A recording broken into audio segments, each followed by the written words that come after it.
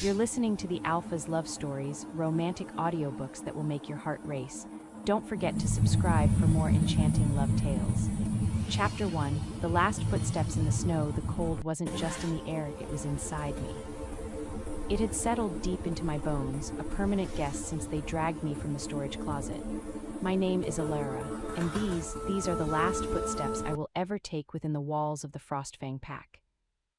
They marched me through the main path, my bare feet numb against the frozen earth. I didn't struggle. What was the point? The entire pack lined the way. Their faces were a tapestry of scorn. Some glared with pure disgust. Others looked away, ashamed but silent.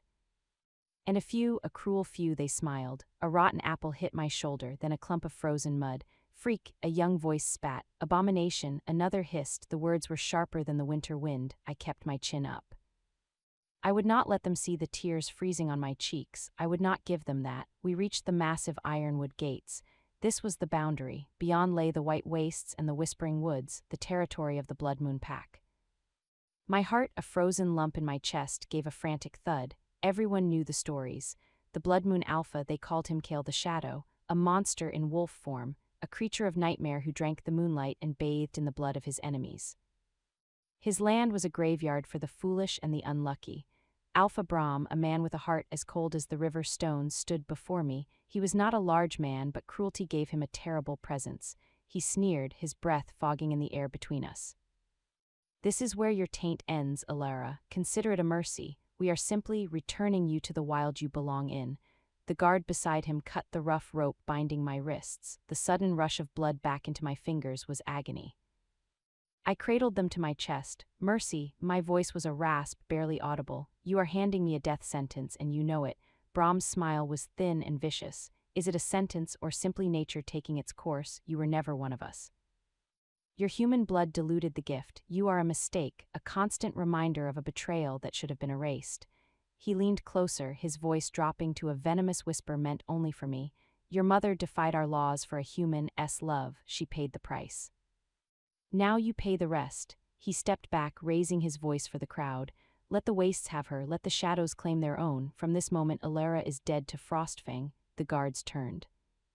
The heavy gates, with a sound that echoed like a tomb sealing shut, began to swing closed. I stood there, a statue of ice and despair, watching the only home I'd ever known disappear behind a wall of wood and iron. The final thud of the bar dropping into place wasn't just sound, it was a feeling. It was the end. Silence, a deep, swallowing silence broken only by the mournful sigh of the wind through the pines. I was alone. Kneeling in snow that reached past my calves, wearing a threadbare tunic that might as well have been paper. Dusk was bleeding the last light from the sky, and the temperature was plunging with a vicious intent. I looked at the three paths before me, all leading to death. I could try to find shelter and pray to survive the night. The white wastes offered little.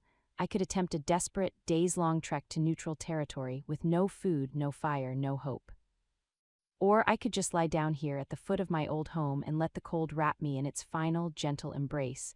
It was so tempting, but something sparked in my chest, a tiny, guttering flame of defiance, my mother's spirit. She had been a warrior.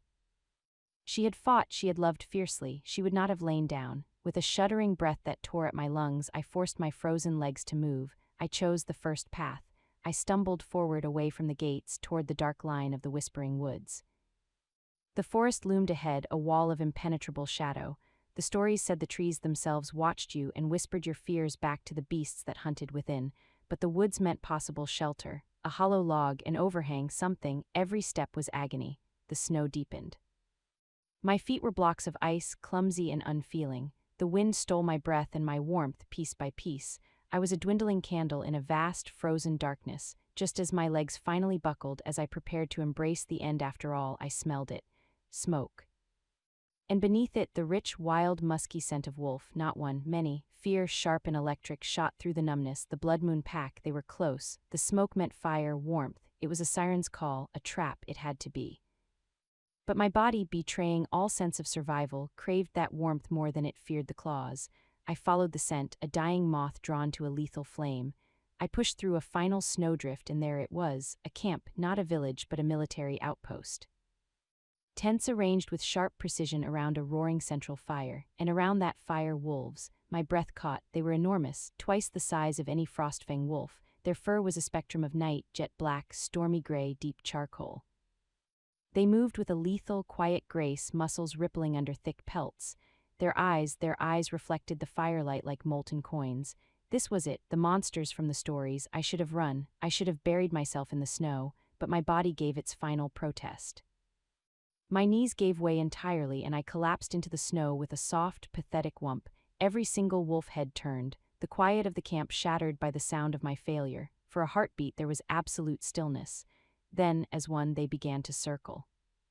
Slow, deliberate steps crunching in the snow. They formed a ring around me, their heat and their wild scent enveloping me. I could only stare up, waiting for the fangs. One wolf, larger than the others with a pelt of pure shadow and eyes like liquid amber, stepped forward. It sniffed the air above me, then lowered its massive head. Its cold, wet nose pressed against my cheek. I closed my eyes, so this was how it ended, not by cold but by tooth and claw. Then human footsteps, firm, authoritative, crunching through the snow. The circle of wolves parted without a sound, creating a path. A man emerged from between the tents. He was tall, so tall, and built like the mountains themselves. Power radiated from him in waves. His hair was the color of raven feathers, long and tied back from a face that was all harsh angles and weathered lines. A scar cut a fierce path from his brow to his jaw, but it was his eyes that held me frozen. They weren't the red of demon stories. They were a piercing, intelligent gold, and they were fixed on me with an expression that was not rage, not hunger, but profound, unsettling curiosity. He stopped a few feet away, looking from me to the wolves and back again.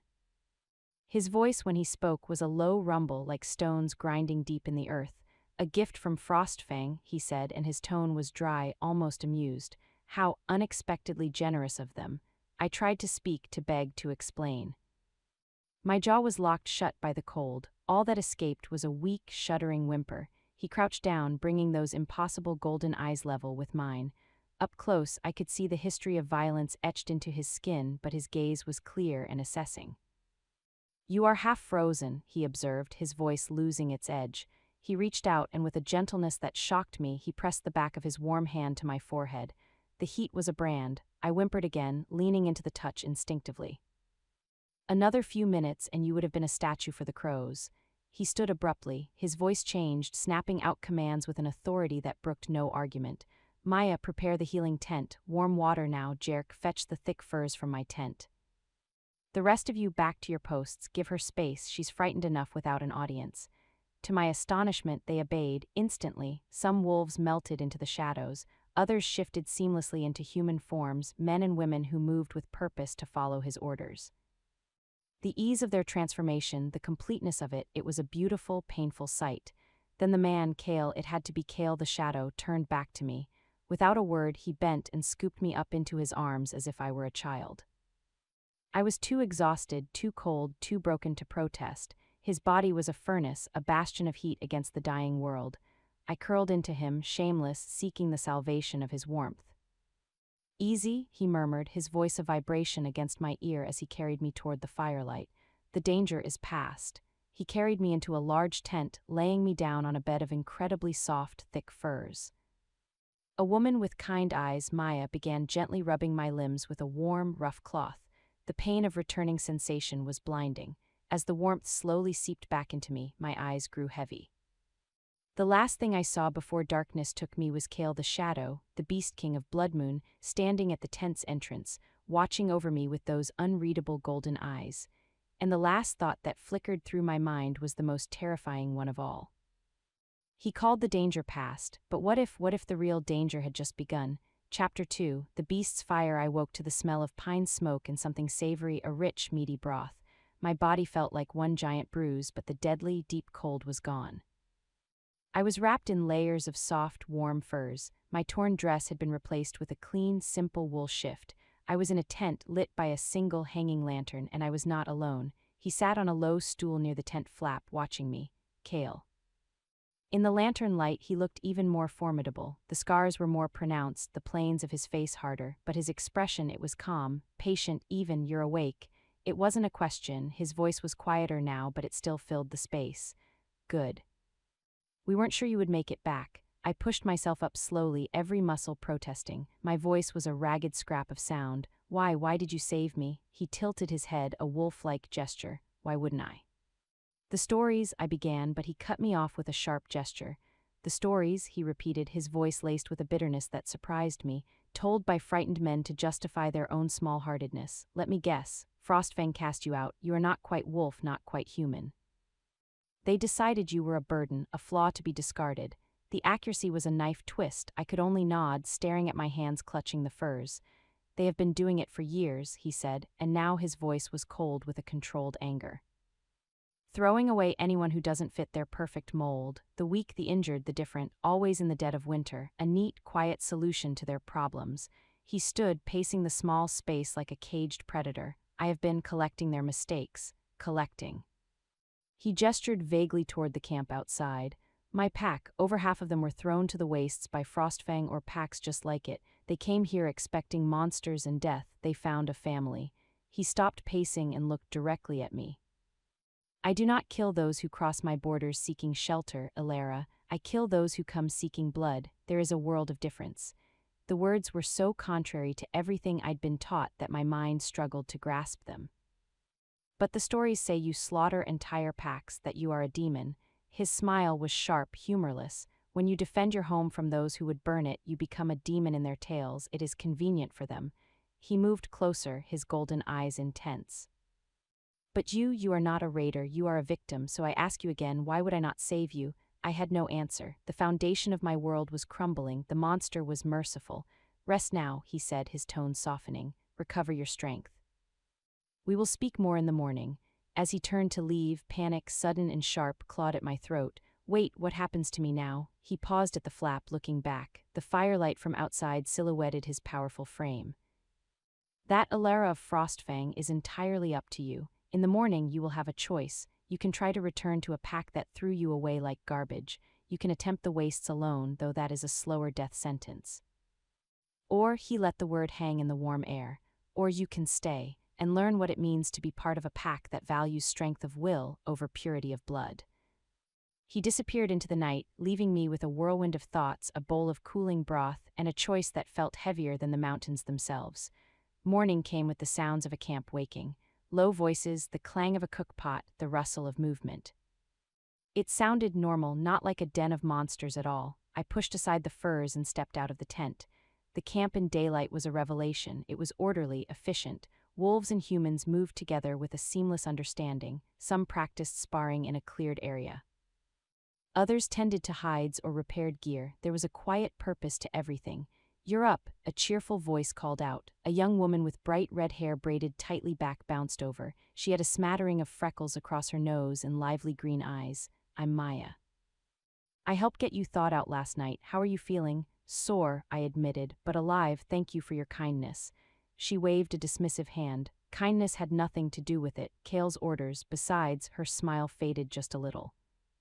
We've all been where you are, staring at the snow, sure it was the last thing we'd ever see. The feeling fades, I promise. How long have you been here? 2 years, she said, her smile returning. My old pack, Stonefall, decided I talked too much. Asked too many questions, they said I disrupted the peace. She rolled her eyes. Turns out a pack needs questions, needs voices. Kale gets that. Before I could respond, a mountain of a man approached. He was even broader than Kale, with a shaved head and a beard woven with small beads. His eyes, a warm brown, were serious. Kale wishes to see you after you eat. Do not rush, but do not dawdle. He dislikes waiting. Maya laughed. Jerk, he dislikes everything before his second cup of tea. A faint smile touched the big man's lips. This is true, I am Jerk, second in command. If you need anything, ask. His gaze swept the camp. Ignore the stares, they are curious. You are the first new arrival in some time. I followed Maya to the central fire pit. The smells were incredible, roasting meat, herbs, something baking. She handed me a wooden bowl and filled it generously from a simmering pot. Eat all of it. Kale's rule, a strong pack needs strong bodies. You can't be strong if you're starving. The first taste of the stew was a revelation. Rich, hot, nourishing. In Frostfang, I'd eaten scraps, cold and tasteless. This was food meant to sustain. As I ate, Maya pointed out pack members. That's Riven, she said, nodding to a lean, silent man sharpening a blade.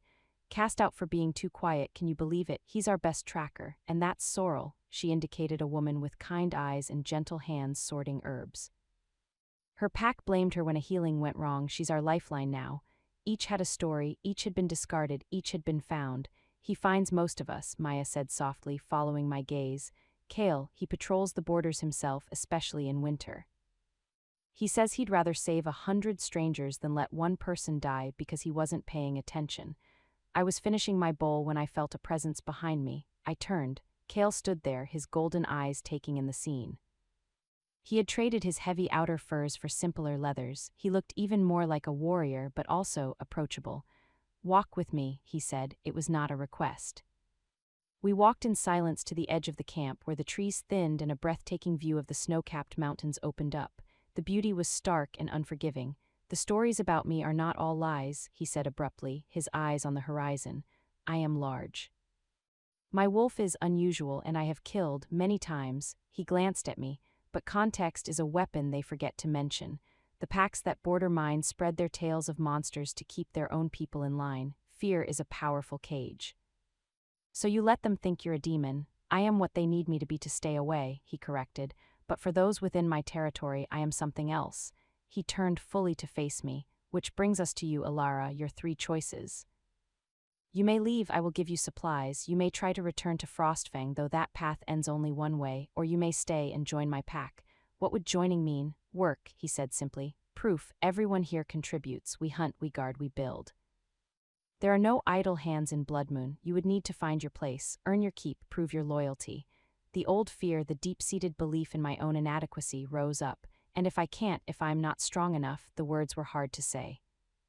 His expression did not change, but his eyes seemed to soften a fraction.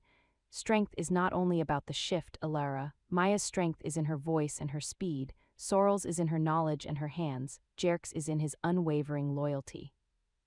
The question is not if you are strong, but if you are willing to discover how you are strong." I looked out at the mountains, then back at the camp, at the outcasts who had built a home. Frostfang had offered me nothing but a cold death. This feared beast was offering me a chance at life, a real one. I took a deep, shuddering breath. The air here felt different. It felt like possibility. "I want to stay," I said, my voice firmer than I expected. "I want to try." Kale gave a single, slow nod. "Then your training begins today. Be warned, I do not coddle. If you are to be Bloodmoon, you will be pushed harder than you have ever been pushed." A spark of that morning's defiance ignited in my chest. "I can handle it." For the first time, I saw something that might have been approval in his golden gaze. His lips quirked, not quite a smile. "We shall see." Chapter 3. The first clause. The training was not hard, it was brutal. Kale assigned me to Jerk for combat. The gentle giant from the morning was gone, replaced by a relentless drill master. We stood in a cleared circle of packed snow, wooden practice blades in hand. "Your stance is weak," Jerk's voice was a calm rumble. "Root your feet, like the mountain, not the leaf." I adjusted, my legs trembling. He moved, a blur of motion for such a large man. His practice sword slapped my thigh with a sting that promised a bruise. I stumbled back. "You are thinking," he barked. "Stop thinking. Your body knows more than your fear does. React." Tears of frustration burned behind my eyes. I had spent a lifetime being told I was weak, being kept from training. This was just proving everyone right. "I'm trying. Try harder." He came again. This time I didn't think, I just moved. I ducked under his swing and lashed out with my own blade. It was clumsy, wild. He parried it easily, but he didn't strike back immediately. He nodded once. "Better, again." We drilled for what felt like hours. Swing, parry, dodge, strike. My arms became leaden weights. My breath sawed in my lungs, each gasp a blade of cold air. When Jerk finally called a halt, my legs gave out and I collapsed into the snow, panting clouds of steam into the gray sky. "Not entirely hopeless," Jerk said, offering a massive hand to pull me up. "You are soft, your technique is absent, but you did not quit. That is the seed everything grows from." After combat came hunting with Riven, the silent tracker. He moved through the winter forest like a ghost, leaving no trace. I, by contrast, sounded like a wounded elk crashing through the underbrush. "You announce your presence to everything within a leg," Riven said, his voice so quiet I had to strain to hear it. "The snow speaks. You must listen to it and answer softly." He showed me how to place my feet, how to roll my weight, how to use the shadows and the wind. It was a language I had never been taught. Finally, as the sun began its early descent, I was sent to Sorrel, the healer. Her tent was a sanctuary of warmth and quiet smells. She applied a salve to my blossoming collection of bruises. Kale always does this to newcomers, she said sympathetically. He breaks you down on the first day, tests your will. Sees what you are made of beneath the fear and the old wounds. I feel like I'm made of failure, I mumbled into the furs. Everyone feels that way at first, she soothed. But you are here, you are trying, that is the victory. The rest will come with time. I stumbled back to my tent as full darkness fell. Every inch of me ached with a deep, thorough pain. In Frostfang I had been useless, given only the most menial tasks.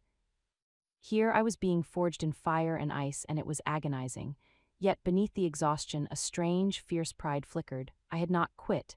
I had taken every blow, every criticism, and I was still standing. As I lay in the dark, drifting toward sleep, the tent flap rustled. Kale ducked inside, holding a small clay pot. He set it beside my pallet. For the soreness, Sorrel's blend, use it. Thank you, I whispered. He didn't leave. He settled on the ground nearby, his presence a solid, quiet force in the small space.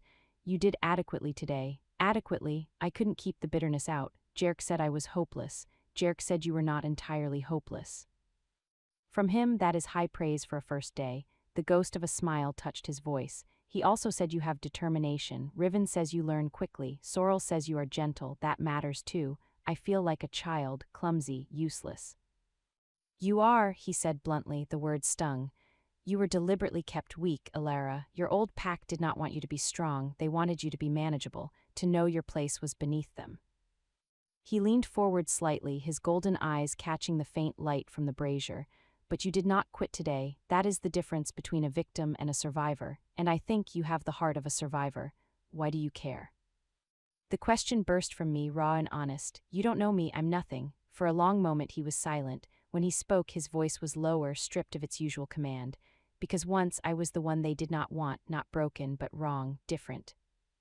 My size, even as a pup, frightened them. I left before they could decide what to do with me. I lived alone in these mountains for years, convinced I was meant to be a solitary beast.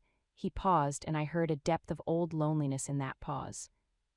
Then I found Jerk, left to die for defending his sister. Then Maya, then Riven, building this pack. It is not charity. It is the most selfish thing I have ever done. Every person I save is proof that my birth pack was wrong. That the broken things they throw away can become the strongest things of all. The confession hung in the air between us, the mighty Alpha of Bloodmoon admitting to his own wounds. It changed something. The fear of him didn't vanish, but it transformed.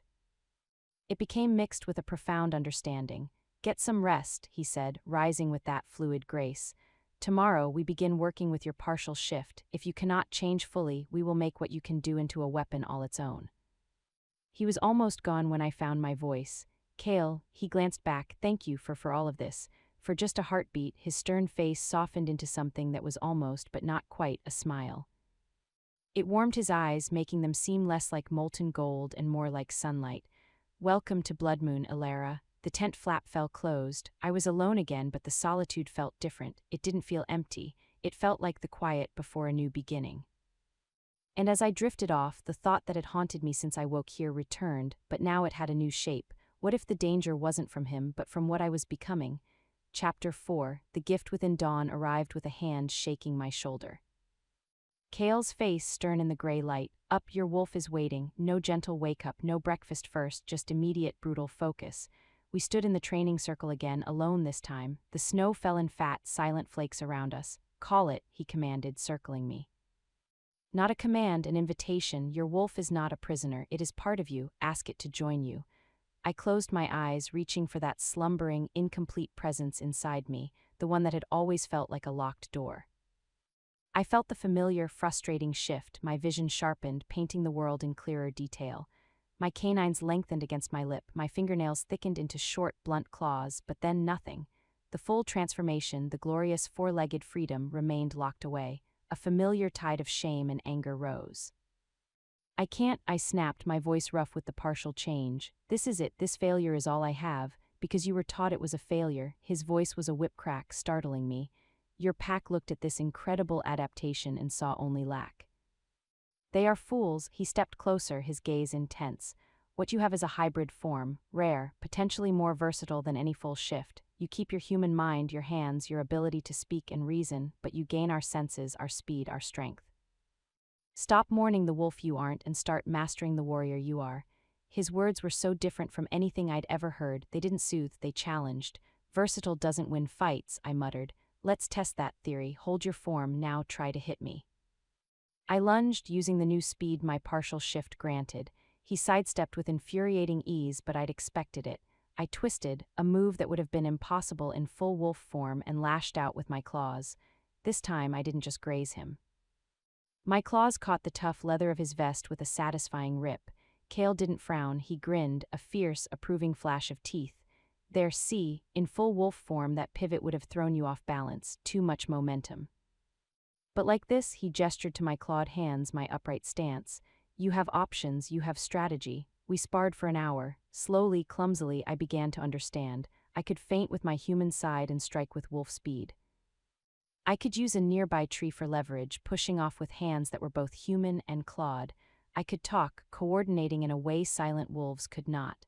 Your mother was a warrior, yes. Kale asked as we finally stopped, both of us breathing plumes of steam into the air. One of Frostfang's best. And your father, the question once forbidden, now just felt sad. He was gentle, a scholar. He taught me to read maps and the stars. He saw beauty where wolves saw only territory. Then you carry both their legacies, Kale said, his voice firm. Your mother's fighting spirit and your father's mind. That is a powerful combination, Alara. Do not let Frostfang's small-mindedness blind you to your own inheritance. The days began to form a rhythm, a hard, painful, exhilarating rhythm. Mornings with Kale, exploring the limits of my hybrid form. Afternoons with Jerk, who taught me not just to fight, but to fight as part of a unit, to watch a packmate's flank, to communicate with glances and gestures. Evenings with Sorrel, learning which moss stopped bleeding and which root could bring fever down, and through it all I watched Kale, not just as my alpha but as a man. I saw the weight he carried. The way he listened intently to the most junior pack member with the same focus he gave Jerk. The quiet decisions he made about food distribution, patrol routes, disputes. This was not a monster ruling by terror. This was a leader bearing a tremendous burden alone. One evening, after a particularly grueling session tracking with Riven, I found Kale at the lookout point, staring at the stars beginning to pierce the twilight. I didn't speak, just stood beside him. You are different than I expected, I finally said, the words spilling out. He didn't look at me. How so? The stories, they made you sound like a force of mindless destruction, a storm of teeth and rage. I can be that, he said, his voice low. When my pack is threatened, I am the storm. But to lead a pack of outcasts, that requires more than fury. These wolves have been betrayed by the very bonds that should have protected them. They need a leader who sees them, truly sees them, who values not just their strength but their scars. He finally turned his head and those golden eyes held mine. They need someone who understands what it is to be discarded. The connection between us in that moment was a live wire. It wasn't romance, it was something deeper, more fundamental, recognition, two shattered pieces finding they fit together. What happened to you? I whispered. You said you left before they could throw you out. His gaze returned to the mountains, his profile stark against the darkening sky. I was a runt, the smallest of my litter, weak. My father was alpha. He saw me as an embarrassment, a flaw in his strong bloodline. His voice was flat, emotionless, which made the story all the more terrible. When I was 12, I had my first shift. It was not normal. I was larger than my father. I terrified my own siblings. I nearly hurt them without meaning to. The control wasn't there. He paused and I saw his jaw tighten. I left in the night. I could see the fear in my father's eyes, not fear for me, fear of me. I knew what came next for wolves who are feared by their alpha. The loneliness in that statement was an abyss. I understood it. I had lived on the edge of that same abyss. I'm sorry, I said, the words utterly inadequate. Do not be, he said, the steel returning to his voice. It led me here, to them. He gestured back toward the campfires now twinkling below, and now to you. The air between us grew charged. He was not touching me, but I felt his attention like a physical force. This was new territory for both of us, fraught with unspoken questions and the vast shadow of our positions, alpha and new recruit. We should go back, I said softly, breaking the spell. The pack. The pack is fine, he said, but he straightened, the moment passing. As we walked back down the path, the silence was comfortable, but a new awareness hummed beneath it. A question had been asked without words, and neither of us yet knew the answer. That night sleep was slow to come. I replayed his words, his confession. The mighty Kale, feared across the territory, was just as scarred on the inside as he was on the outside, and somehow that made him not less but more real, more. A howl cut through the night, not a warning but a mournful, lonely sound from deep in the woods. It was answered by another, closer. Then another. I sat up, my heart pounding. The howls weren't aggressive, they were searching. Kale's voice came from just outside my tent, low and urgent. Ilara, do not make a sound. He was at my flap in an instant, his finger to his lips. His eyes glowed faintly in the dark. Rogues, he breathed, on the border, not a pack, lone wolves, desperate, the most dangerous kind. The howls came again, closer still. They didn't sound like Kale's disciplined pack. They sounded hungry, they sounded wild, and they were getting closer. Chapter 5, Whispers in the dark. The howls hung in the frozen air, a chorus of pure, feral hunger. They weren't the coordinated signals of the Blood Moon patrols.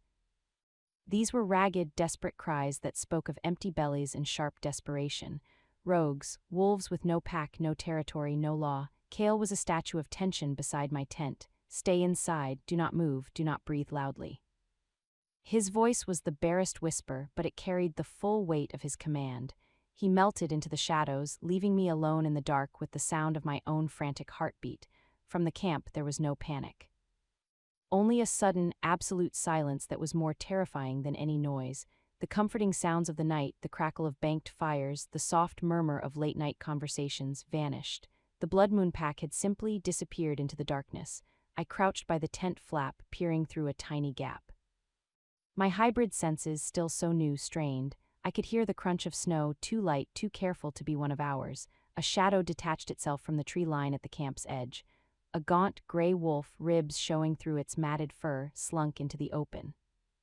Its nose twitched, scenting the food stores, the warmth, the life. My hand flew to my mouth to stifle a gasp. Where was everyone? Where was Kale? Then, from the deep black between two tents, a low, warning growl rumbled. It was a sound that vibrated in my bones. The rogue wolf froze, ears flattening. Another growl answered from the opposite side, and another. The pack hadn't fled. They had become the night itself, encircling the intruder. The gray wolf whirled, snarling, realizing its mistake. It wasn't hunting prey. It had stumbled into a trap. Kale emerged then. Not with a roar, but with a silent, terrifying presence. He stepped into the moonlight in human form, utterly unarmed. He looked at the rogue, his golden eyes gleaming.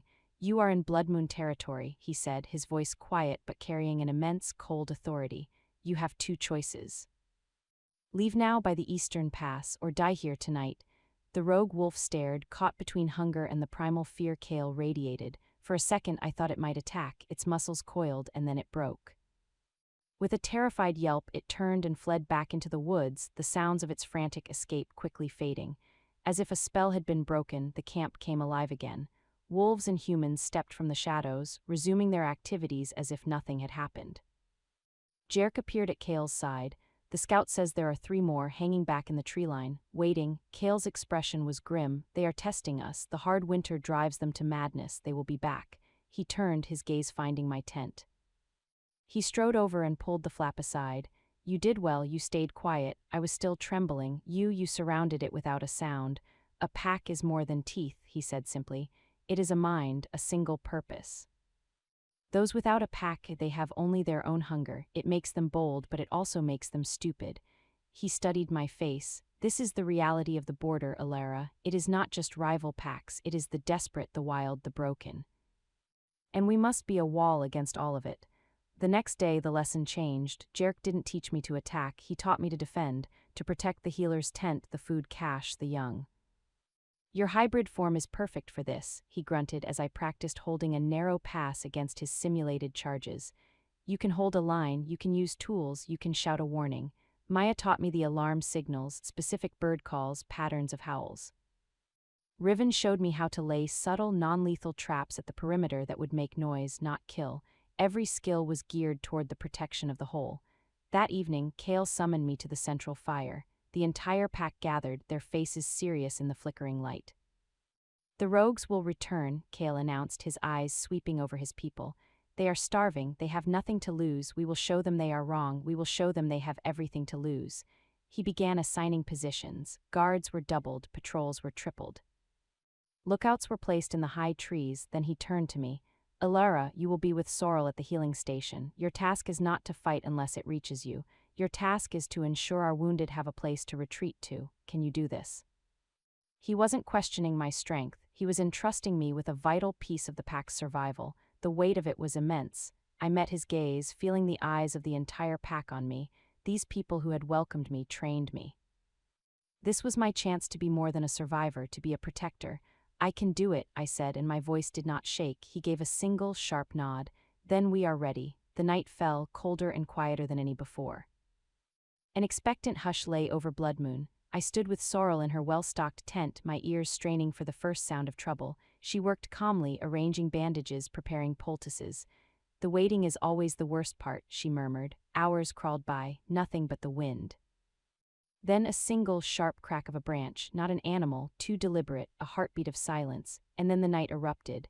Snarls, howls, and the clash of bodies exploded from the eastern tree line. The rogues had come not as stealthy hunters, but as a frenzied wave. I saw flashes of movement in the moonlight, gaunt, wild shapes hurling themselves against the solid lines of Blood Moon defenders. Stay here, Sorrel commanded, but she moved to the tent opening, a small, sharp knife in her hand. I couldn't just stand. I moved to the entrance, peering out.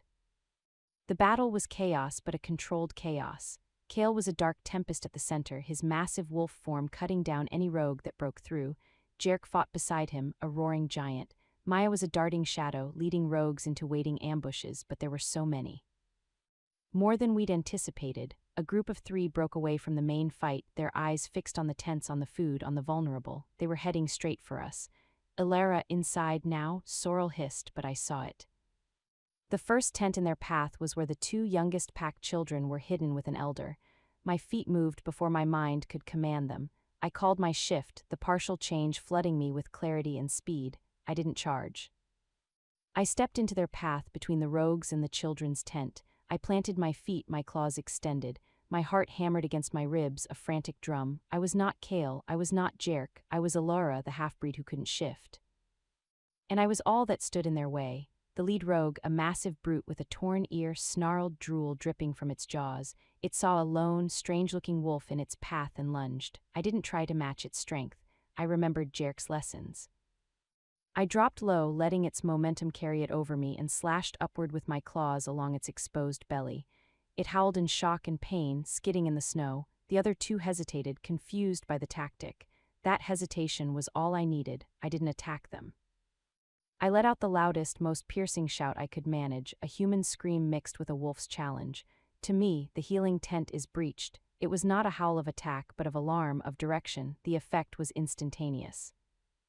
From the chaos of the main fight, 2 Blood Moon warriors disengaged and shot toward my voice. The rogues, now outnumbered and realizing their surprise was lost, turned and fled back into the darkness. I stood there, panting, my claws dripping with a few drops of dark blood. The 2 warriors, a man and a woman I barely knew, nodded at me before rushing back to the main fray.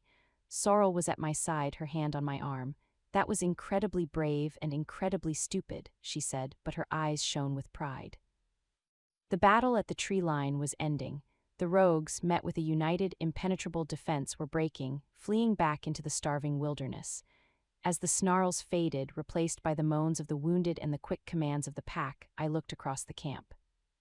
Kale, shifting back to human form, covered in splashes of blood that weren't his, was staring right at me.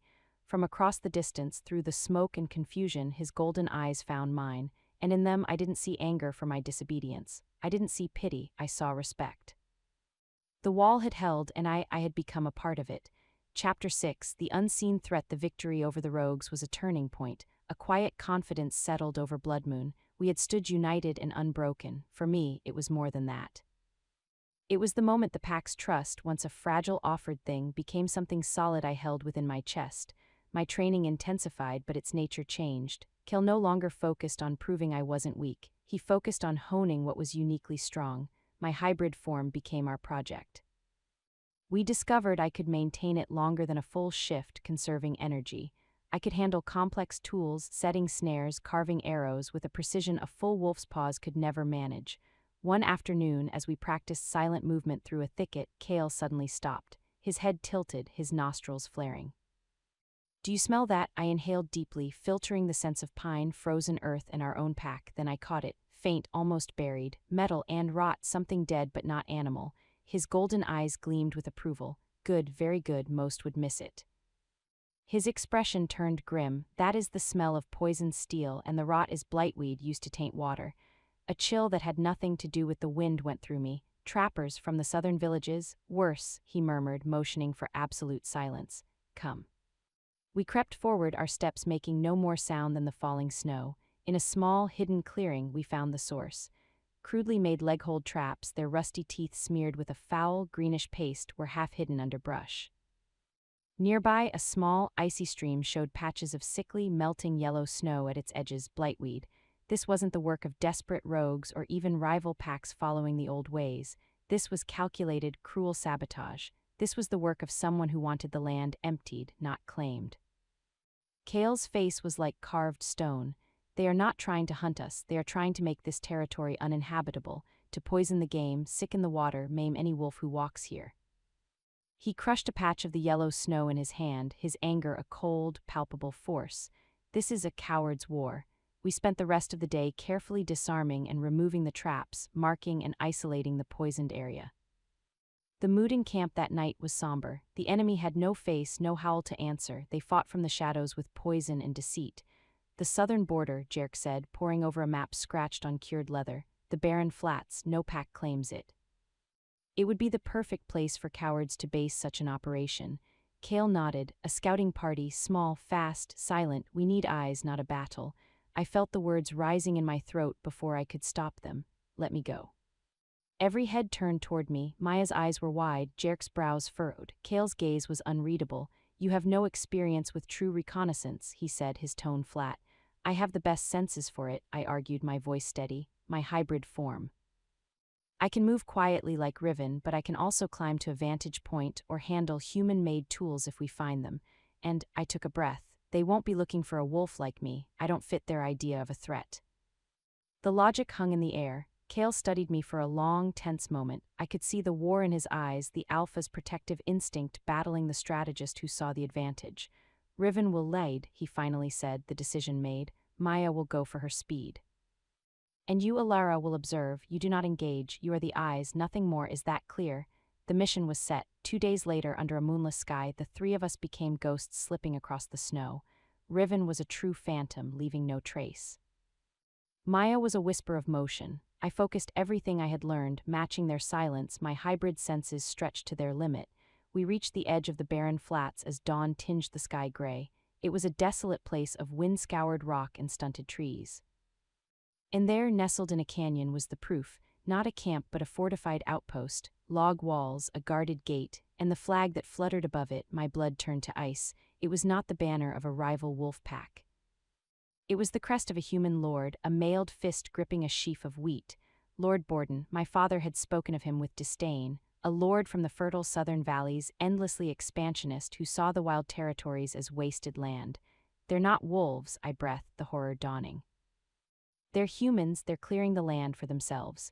Riven's usually impassive face was grim. Maya let out a soft, furious curse. We watched as the gate opened. Men in fur-lined leathers, armed with crossbows and long knives, marched out. They led mules laden with more traps, more sacks that likely held poison. They moved with the disciplined arrogance of men who believed the wilderness was theirs to tame. We have seen enough, Riven whispered. Back to Kale, now. But as we turned to retreat, disaster struck. Maya's foot on a patch of ice-covered rock slipped. A small shale slide rattled down the canyon face with a sound like cracking bones. Below, the men froze, heads snapped up, crossbows were leveled toward the noise. Run, Riven hissed, we ran. Not with stealth, but with pure, desperate speed. A crossbow bolt thwacked into a tree trunk inches from my head. Shouts echoed behind us. They had horses. We had only our legs and the head start of the steep terrain. We ran until our lungs burned, cutting through dense forest to lose them. When we finally collapsed, hidden in a thick copse of pines, we could no longer hear pursuit, but the damage was done. They know they've been seen, Maya panted, her face pale. Riven nodded, his eyes scanning our back trail. They will accelerate their plans, or they will come for us directly. The weight of what we'd discovered and the danger we'd now triggered settled on me like a physical burden. I had wanted to prove myself. I had insisted on coming. And now I might have brought a storm of steel and fire down upon the only home I had ever known. We brought the terrible news back to Blood Moon. Cale listened in silence, his expression growing darker with every word. When I admitted my part in the slide, my voice thick with shame, he didn't shout. He simply looked at me, and the disappointment in his eyes was worse than any anger. "The enemy has a face now," he said, his voice low and deadly, "and a name. Lord Borden believes our mountains are his farmland. He believes we are pests to be exterminated."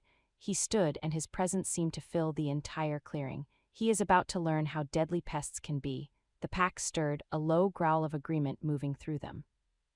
But beneath the defiance, I felt a new, chilling fear.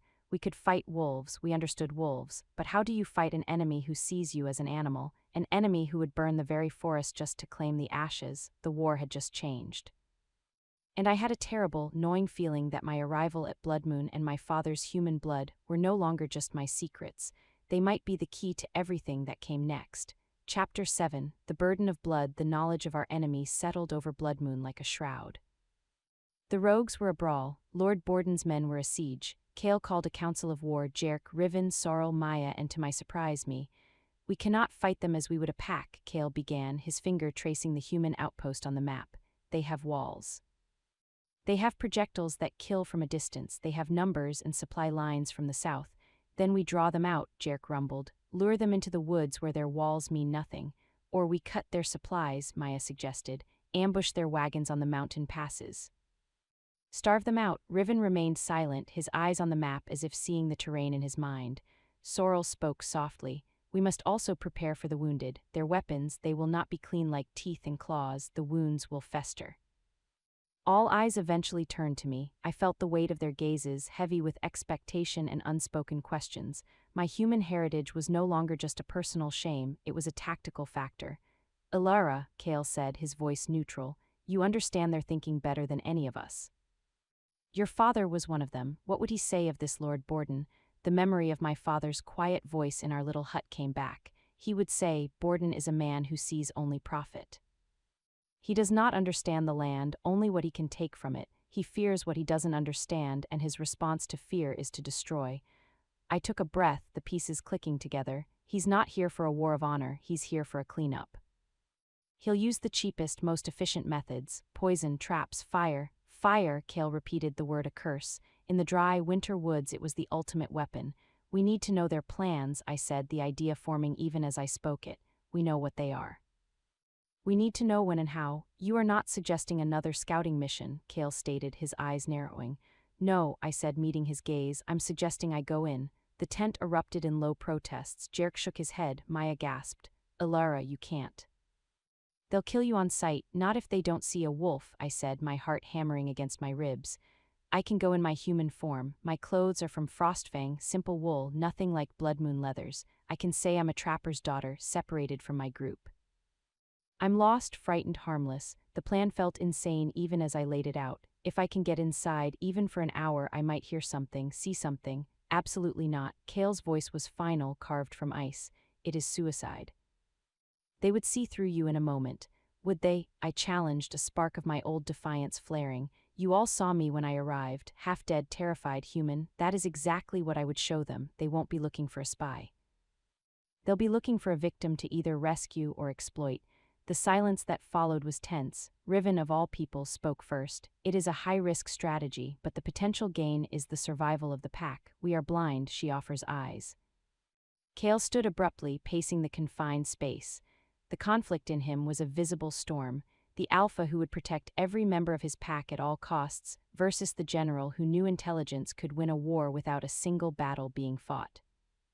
"Every moment we argue, they are laying more poison, building more traps," I pressed softly. "Let me do this. Let me use this taint in my blood to protect the pack that saw past it." He stopped pacing. His golden eyes burned into mine, searching for doubt, for fear. I let him see my fear. It was real, a cold knot in my stomach, but I didn't let him see doubt. "If you do this," he said, each word measured and heavy, "you follow my rules without question. You are in by dawn, out by dusk. You engage no one, you take no risks. The moment you feel suspicion, you leave. You are a leaf on the wind, Ilara, not a warrior. Do you understand?" The permission, however reluctant, sent a jolt of terror and purpose through me. "I understand." The preparation was swift and grim. Sorrel gave me a paste to dull my wolf scent, making me smell of pine sap and dirt. They dressed me in my old, threadbare frostfang tunic. I practiced my story, my posture, my wide, human eyes. Just before first light, Kale stopped me at the edge of camp. The others had melted away to give us a moment. He didn't speak for a long time, just looked at me as if memorizing my face. "If this goes wrong," he began, his voice rough. "It won't," I interrupted, trying to sound more confident than I felt. He reached out, his hand hovering near my cheek before he let it fall. The gesture was more intimate than any touch. "You are the bravest fool I have ever known," he murmured. "Come back." Then he was gone, disappearing into the pre-dawn gloom. The walk to the Barren Flats outpost was the longest of my life. Every shadow held a crossbow. Every sound was a shout of discovery. As the sun rose, painting the wooden walls in harsh light, I let the human part of me rise to the surface. I slumped my shoulders. I made my steps clumsy. I became Alara, the lost girl. I stumbled into view of the gate guards, letting out a choked sob. "Help, please help me." The guards lowered their crossbows, staring in surprise. The gate creaked open a fraction, and a hard-faced man with a sergeant's insignia stepped out. "Where did you come from, girl?" "My father, we were trapping in the Whispering Woods," I babbled, tears, real ones, born of genuine fear, streaking my dirty face. "There was a rock slide, I got separated, I've been wandering for days." I leaned heavily against the gatepost, a picture of exhausted despair. The sergeant's eyes narrowed, but not with recognition of what I was, with the calculation of a man assessing a problem. A lost girl was a complication, but she could also be useful. "Get her inside," he grunted to a guard. "Feed her, then bring her to the commander." I was led into the belly of the beast. The outpost was a foul place, smelling of unwashed men, boiled meat, and the sharp tang of the blightweed poison stored in barrels. I was given a bowl of thin gruel in a corner of the mess hall, where soldiers eyed me with curiosity or indifference. I kept my head down, my ears open. I heard snippets: "Shipment of iron spikes due tomorrow. Burn the eastern thicket before the moon is full. The Alpha's den is somewhere in the Blackridge Peaks." My blood ran cold. They weren't just setting traps, they were planning a coordinated assault. A burning to drive game and wolves into killing zones, followed by a direct strike on our heart. Then the commander arrived. He was a tall, clean-shaven man with eyes the color of flint. Lord Borden's right hand. He looked me over as if I were a stray dog. "Your name, child?" "Alara, sir. Your family, dead in the slide, I think, sir." I let my voice break. He nodded, seemingly satisfied with my grief. "You will remain here until we can send you south with a supply train. Make yourself useful in the kitchens. Do not wander." His gaze was piercing. "The woods are full of beasts, girl. You are lucky to be alive." The threat was clear. Stay in line. I was put to work scrubbing pots, the perfect position to be invisible. I listened, my wolf heart a frantic drum in my chest, as the commander spoke with his sergeants just outside the kitchen door. "The main force arrives in 5 days," the commander said, his voice low. "We burn the eastern approach at dawn that day. The smoke will drive them toward the river canyon. Our archers will be waiting on the high rocks. We wipe out the blood moon filth in one sweep. Lord Borden wants this territory cleared for spring planting. 5 days. They were going to burn our home and slaughter us like driven game. I had the information. Now I had to escape. But as I finished my work trying to plan my exit, the sergeant from the gate approached me. His eyes were suspicious. "You said you were in the Whispering Woods, girl. That's wolf territory. How did you survive alone for days?" My mouth went dry. I hid. In caves, I ate berries. Berries, in winter?" His hand closed around my arm, tight enough to bruise. "I think you're lying. I think you're a spy for those animals." He began dragging me toward the commander's quarters. I panicked. If they searched me, if they looked too close, they'd see the faint, silvery scars on my neck from childhood half-shifts. They'd know I had one chance. As we passed a stacked pile of firewood, I let my legs buckle, pulling him off balance. With a strength that surprised even me, I yanked my arm free, snatched a piece of split log, and swung. It connected with his temple with a sickening thud. He went down, stunned.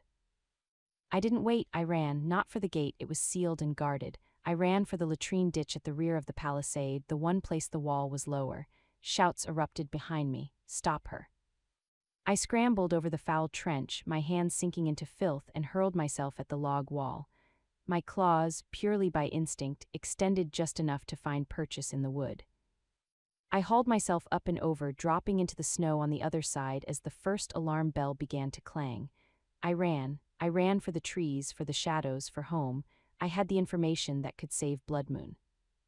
But I had also just declared war in a way they would never forget. The humans knew they had a spy, and they would be coming for us with everything they had.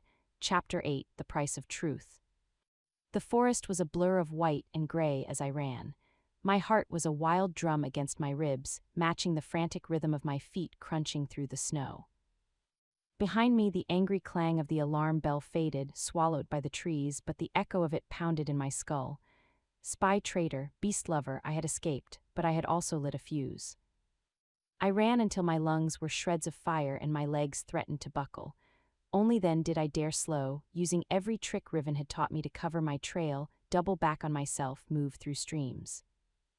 The humans would send trackers, but they were men in heavy boots, not shadows like us. It was nearing dusk when I finally stumbled into the Blood Moon sentry line. 2 wolves materialized from the snowdrifts, fangs bared, until they recognized my scent beneath the layers of fear and human filth. They shifted, their faces etched with concern, and one let out a short, sharp howl. The scout returns. By the time I reached the camp, the entire pack seemed to be waiting. Kale stood at the center, his expression unreadable, but I saw the tension in the line of his shoulders ease by a fraction as he saw me. Maya rushed forward, but Sorrel held her back, her healer's eyes scanning me for injury. I stumbled to a halt before Kale, my breath coming in ragged gasps that fogged the air between us. 5 days, I choked out. Their main force arrives in 5 days. At dawn they burn the eastern thicket, to drive us toward the river canyon, archers on the high rocks. It's a slaughter pen. The words landed like stones in still water. A collective inhale swept through the pack. Jerk's face hardened into grim granite. Riven's eyes narrowed, already calculating. Maya swore softly. "You are certain?" Kale's voice was low, dangerously calm. I nodded, my strength finally giving out. I sank to my knees in the snow. I heard the commander himself. They planned to clear the territory for spring planting. The absurdity of it, our lives, our home, traded for rows of vegetables, brought a hysterical sob to my throat. I swallowed it down, and they know about me. I was seen, I had to fight my way out. Kale's golden eyes flashed. He didn't ask for details. He simply turned to his pack, his voice rising, not in a shout but in a clear, carrying tone that brooked no argument. "Then we have 4 days to prepare. Jerk, fortify the river canyon approaches, but do it subtly, make it seem untouched. Riven, Maya, I need the eastern thicket mapped. Every game trail, every escape route a frightened animal would take, we will use their fire against them. Sorrel, prepare your station here and a mobile one in the Blackridge Caves. We will not be driven." The pack erupted into motion, a sudden, purposeful hive. Kale's commands had given them direction, turning fear into furious action. He then looked down at me. His hand descended to my shoulder, a firm, steadying weight. "You have done more than your part, Alara, more than anyone could ask. Now you must rest. The hardest days are ahead." He helped me to my feet and guided me not to my own tent, but to his. It was larger, warmer, dominated by a map-strewn table and the scent of leather and pine. "You will stay here tonight," he said, his tone leaving no room for protest. "Where I can guard you, they will be looking for you now, specifically." He left me with a bowl of hot broth and a pile of furs. The exhaustion was a tidal wave pulling me under. But as I drifted, my last thought was not of human armies or coming fire. It was of the look in Kale's eyes when he learned I was in danger. It wasn't just the anger of an alpha whose asset was compromised. It was personal. The next 3 days were a frenzy of preparation. The pack moved with a quiet, deadly efficiency. Under Riven's direction, we created hidden pitfalls and deadfalls in the escape paths toward the river canyon, camouflaged with snow and brush. We stockpiled water and food in the deep Blackridge Caves. Jerk drilled everyone, even the cooks and healers, in basic defensive maneuvers. I worked with Sorrel, preparing vast quantities of burn salves and lung-soothing teas. My knowledge of human tactics, scant as it was poured over by Kale and Jerk. "They think in lines and formations," I told them, sketching in the dirt. "They will expect us to panic and run like animals. They will not expect us to think." On the 4th day, the eve of the attack, Kale called the pack together at the lookout point. The setting sun painted the eastern thicket in blood-red light. "Tomorrow, fire will come," Kale said, his voice carrying on the cold, still air. "They will try to use our own instincts against us. They will try to hurt us to our deaths." He paused, his golden gaze sweeping over every face. but we are not mere beasts, we are blood moon, we see the trap, so we will spring it on our terms. He laid out the plan. A skeleton force would remain visible in the camp, appearing to flee toward the river when the smoke came. The majority of us, including the young and old, would already be hidden in the Blackridge Caves, with the strongest warriors positioned in the dense, rocky slopes above the river canyon, behind the human archers. We do not meet their charge, Kale said, a fierce, predatory light in his eyes. We become the avalanche they never saw coming. That night no one slept. A thick, anxious anticipation lay over the camp like frost. I found Kale alone, staring into the embers of the central fire, his profile sharp and shadowed. You are carrying it all, I said softly, coming to stand beside him. The weight of every life here. It is my weight to carry, he replied, not looking at me. I chose to build this, to gather these souls. Their safety is my responsibility. It's not a burden you have to bear alone. The words felt dangerously bold. They follow you, Kale, not because you are the strongest, but because you are their home. That loyalty, it lifts the weight if you let it. He finally turned his head. In the flickering firelight, his stern face seemed younger, wearier. The great Kale the Shadow looked for a moment like a man.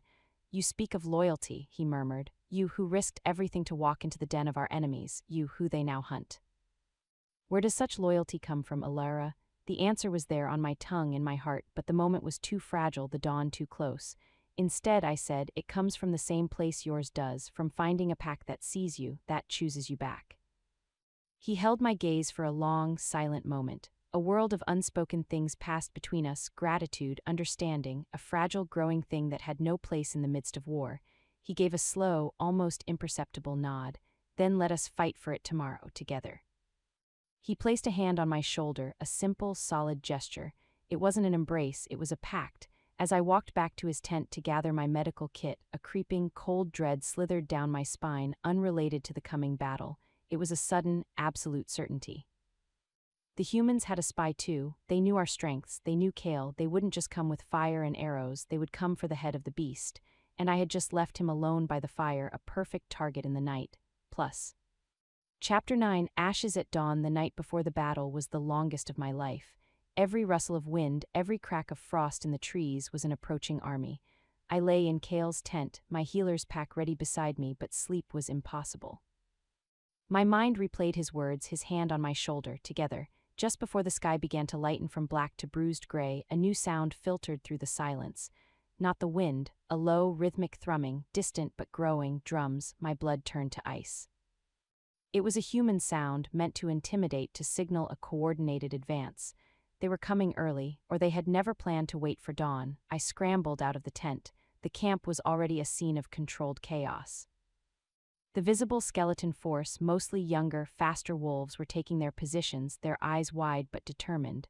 The rest were gone, already melted into the pre-dawn darkness toward the hidden caves. Kale stood at the edge of the clearing, a silhouette against the fading stars, listening to the drums. He turned as I approached. They announce themselves, he said, his voice a low growl. They are confident, arrogant, good. Arrogant men make mistakes. But I saw the tension in his jaw. The plan relied on timing, on their adherence to their own strategy. The drums were a wild card. Take your position with Sorrel at the secondary cave, he commanded, his gaze finally meeting mine. It was the Alpha's voice, leaving no room for question. Now, Alara. The finality in his tone sparked a rebellion in my heart. My place is. Your place is where you can do the most good for the pack, he interrupted, his voice softening just a fraction. And that is with the wounded. Go. It was an order, and for the first time I truly understood the weight of being pack. It meant sometimes following, even when every instinct screamed to stand and fight beside him. I gave one last, desperate look at his proud, lonely figure, then turned and ran toward the hidden path to the Blackridge Caves. As I reached the higher ground, the first hint of orange bloomed on the eastern horizon. Not the sun, fire, they had lit the thicket. Even from miles away, I saw the ominous glow, a second, false dawn that grew rapidly, painting the underbellies of the clouds in hellish hues. Soon the smell reached us, acrid, choking smoke, carried on a wind they had likely counted on.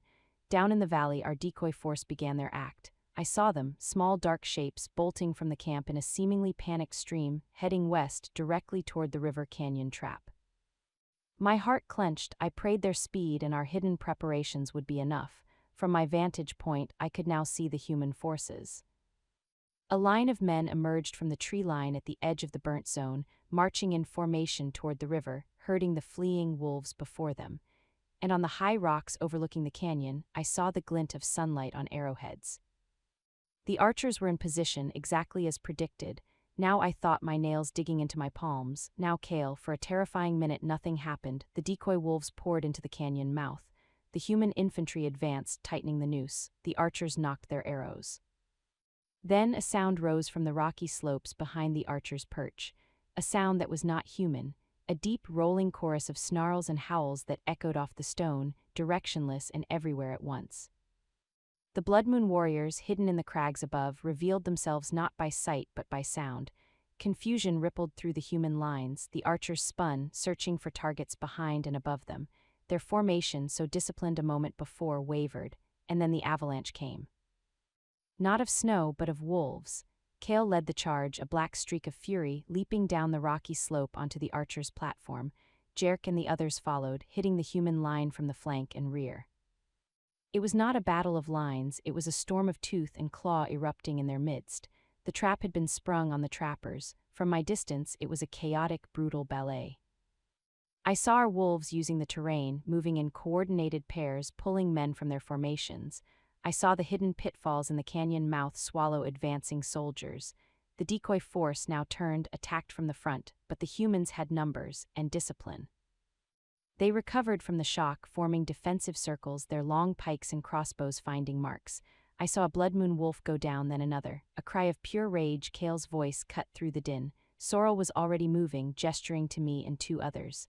Now. The wounded will fall back to the tree line. We raced down a concealed game trail, emerging at the edge of the fighting. The scene was overwhelming, the metallic smell of blood mixed with smoke. The sounds, snarls, screams, the clash of steel on bone. I pushed my fear down, letting my healer's focus take over. I dragged a bleeding warrior back behind a boulder, packing a wound with yarrow. I helped Sorrel set a broken leg. We worked in a nightmarish rhythm. Every howl of pain was a knife in my heart. Every time I looked up, I searched for Kale's black form in the melee. I found him. He was a whirlwind, but he was surrounded. 3 men with heavy spears had him cornered against a rock face. He was wounded, a gash on his foreleg slowing him. They were going to take him down. Without thinking, I acted. I didn't charge. I shifted just my eyes and voice, and I screamed from my hiding place, not a wolf's howl, but a human scream laced with a commander's authority. Flank, they're on your flank. The soldiers, trained to obey human voices, hesitated for a split second, glancing over their shoulders. It was all Kale needed. He lunged, not at the men, but at their spears, seizing one in his jaws and wrenching it away. The balance broke. He tore into them. But my shout had revealed me. A soldier, bleeding from a claw mark on his face, saw me crouched by a wounded wolf, his eyes widened with recognition. The spy, the girl from the outpost, he raised his crossbow. Time slowed. I saw his finger tighten on the trigger. I saw Sorrel's horrified face. I saw Kale, too far away, turn and see. Then a gray blur shot from the trees. Maya, she slammed into the soldier, knocking the bolt skyward. They went down in a tangle. The battle was turning. The humans, ambushed and savaged, were retreating, dragging their wounded back toward the burnt wasteland they'd created. A horn sounded, their retreat call. We had won, but the cost lay bleeding on the red-stained snow. As the last of the humans disappeared into the smoky haze, a weary silence fell, broken only by the moans of the wounded and the crackle of the distant fire. I stood, my hands stained red, shaking with adrenaline and grief. Kale limped toward me, shifting back to human form. He was covered in blood and ash, the gash on his leg still dripping, but his eyes found mine, and in them was a ferocious, burning pride and a fear I had never seen there before. "You were supposed to be in the cave," he said, his voice raw. "You were supposed to not get surrounded," I whispered back. For a moment I thought he would pull me to him. The need for that comfort, that solid proof of life, was a physical ache between us. But he was the alpha, the wounded needed him, the pack needed him. He simply placed his hand over mine, where it rested on a bandage I was holding. His touch was warm, solid, and brief. "See to your patients, healer," he said softly. Then he turned to bellow orders to begin the grim tally of the living and the dead. We had survived the fire, we had won the day, but as I looked at our losses, at the scorched earth to the east, and at the retreating human army that would now know our full strength and cunning, I knew one terrible truth. This wasn't over. It was only the beginning, and the next time they came, they would bring an inferno meant not to herd but to consume. Chapter 10, The wounds that bind victory had a bitter taste. It tasted of smoke and blood and loss. We dragged our wounded back to the Blackridge caves. The great cavern echoed with pained whimpers, the hiss of water on hot stones for steam, and Sorrel's calm, commanding voice. The air was thick with the smell of herbs, sweat, and iron. I worked until my hands cramped, until the sight of blood became a neutral thing, a problem to be solved, not a horror to be felt. I bound gashes, cleaned punctures from crossbow bolts, and held the paw of a young warrior as Sorrel set a shattered bone. The gratitude in their eyes was a heavier weight than any fear. Cale moved among them, a constant, steady presence. He spoke to each injured wolf, remembering names, remembering mates and siblings. He helped carry the dead to a place of honor at the back of the cave, his face a mask of stone, but his hands were gentle. When the worst was stabilized, he found me scrubbing my red-stained hands in a basin of icy water. My whole body trembled with exhaustion. "Come," he said, his voice a low rumble of fatigue. "You need air, you need to see the sun." He led me out of the cave mouth, up a narrow goat path to a ledge that overlooked the valley. Below the eastern thicket was a smoldering black scar on the white landscape. Our camp was damaged but standing. The sight of home, still there, brought a sudden, shocking wave of tears to my eyes. I choked them back, turning my face away. "Do not hide it," Cale said quietly. He didn't look at me, his gaze fixed on the horizon. "Grief is not weakness, it is the price of caring. We lost good wolves today. We saved many more. Both truths must be felt, or we become monsters no better than the ones we fight." I let the tears fall then, silent and hot against my cold cheeks. We stood in a silence that was not empty but full of shared understanding. "You saved my life today," he said after a long while. "Your shout, that human trick, it was just a distraction." It was a tactic, using their expectations against them. It was brilliant. He finally turned his head, his golden eyes reflecting the pale afternoon light. "Your father's mind and your mother's courage, I told you it was a powerful combination." Hearing him speak of my parents that way, not as a shameful secret but as a legacy, unlocked something deep inside me. "They loved each other," I whispered, the words freeing themselves after years of imprisonment. It was real. It wasn't a betrayal of the pack, it was just love. "And I was the proof," he nodded slowly. "And what magnificent proof you are." The word magnificent hung in the thin mountain air. No one had ever called me that. Broken, yes, mistake always, but magnificent. "The humans will return," I said, changing the subject before the swelling feeling in my chest could overwhelm me. "They know our strength now. They won't try hurting again, they'll try eradication." "I know," he said, the weight of leadership settling back onto his shoulders. "We must become something they cannot predict. We must be more than wolves in the woods to them." "What does that mean?" A fierce, determined light kindled in his eyes. "It means we stop just defending. We start negotiating." The word was so foreign, so utterly unexpected, that I could only stare. "Negotiate with Lord Borden? He sees us as vermin." "He saw us as dumb animals," Cale corrected. "Today we showed him we are an army with intelligence and a home to defend." An army is something a lord understands. It is something he can parley with. He looked at me and I saw the plan forming in his gaze. He will not parley with a wolf, but he might parley with a representative, someone who speaks his language.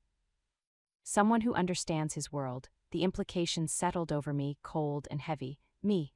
You are the bridge, Alara, the only one who can stand in both worlds. You can go to him not as a scared girl, but as an emissary of Bloodmoon. You can make him see that wiping us out will cost him more men, more gold, more time than he can afford. You can offer him an alternative." "What alternative? This is our home." "A border," Cale said, his voice firm. "A treaty. The mountains remain ours. The fertile valleys are his, a line on a map enforced by our strength and his recognition. It is not perfect, it is not victory, but it is survival, a future." The idea was staggering. To walk back into the lion's den, not as a spy but as an ambassador, it was madness, and yet it was the only kind of madness that might work. "He will take me prisoner," I said, "or kill me on the spot as a demon." "He will not," Cale said, and there was a dark promise in his tone, "because you will not go alone. And because if he harms a single hair on your head, the full, furious vengeance of Bloodmoon will rain down on every farm, every outpost, every stone of his southern keep. You will make that very, very clear." He was asking me to be the voice of the pack. To wield words as a weapon, to gamble my life on the chance that a cruel man could be made to see reason. I looked down at the smoldering scar on our land. I thought of the wounded in the cave. I thought of Kale, bearing his immense burden alone. This was a way to help him carry it, a way to use my cursed blood as a shield for the pack. What do I say? My voice was small in the vastness. He turned to fully face me, his expression grave. You tell him the truth. You tell him the Blood Moon Pack is not beasts to be cleared. We are a people, and this is our land. We will not be moved, but we are willing to share the border if he is willing to respect it. He reached out, his hand hesitating before he gently brushed a strand of smoke-scented hair from my face. The touch was electric. You tell him that if he chooses war, it will be a war that never ends. One that will bleed his coffers dry and haunt his nights forever, and then you offer him peace. The mission was set. In 2 days' time, under a flag of parley, I would ride to the edge of Lord Borden's lands with a small escort. I would deliver Kale's terms. That night, as I prepared my few human-style clothes, Maya slipped into the tent. Her usual cheer was gone, replaced by a deep worry. This is a different kind of dangerous, Alara. Words are slippery. Men like Borden, they twist them. I know, I said, folding a tunic. She sat beside me. He's sending his heart into that fortress, and I don't think he even realizes it. My hand stilled. What do you mean? Kale, she said softly. You're not just the pack's emissary to him. You're his. He looks at you and he doesn't see the half-breed or the spy or the healer. He sees the piece that was missing. She squeezed my hand. So you come back, you hear me.